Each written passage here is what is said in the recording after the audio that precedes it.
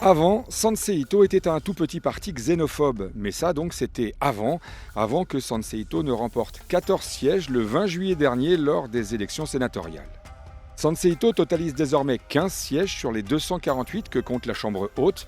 Le parti est né en 2020 pendant la pandémie de Covid-19, où il a gagné en notoriété grâce à des vidéos YouTube diffusant des théories du complot sur les vaccinations.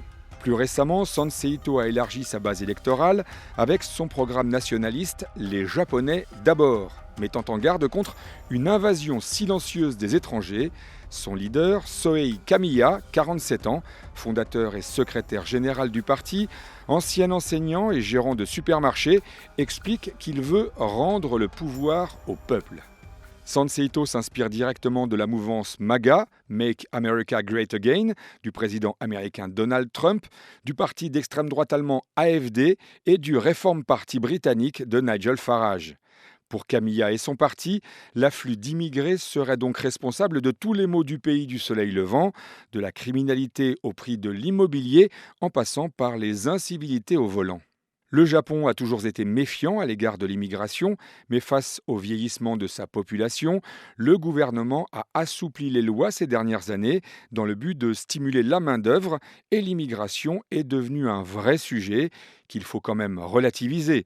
Au Japon, l'immigration représente seulement 3% de la population totale du pays. En revanche, le nombre de touristes a lui atteint un niveau record en 2024, avec 36 900 000 visiteurs, selon l'Organisation nationale du tourisme.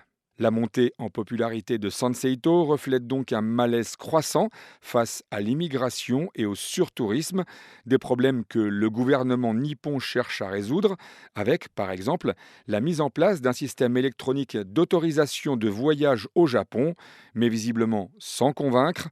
Le Parti libéral-démocrate a en effet perdu la majorité au Sénat lors des dernières élections et le Premier ministre Shigeru Ishiba a annoncé qu'il allait démissionner.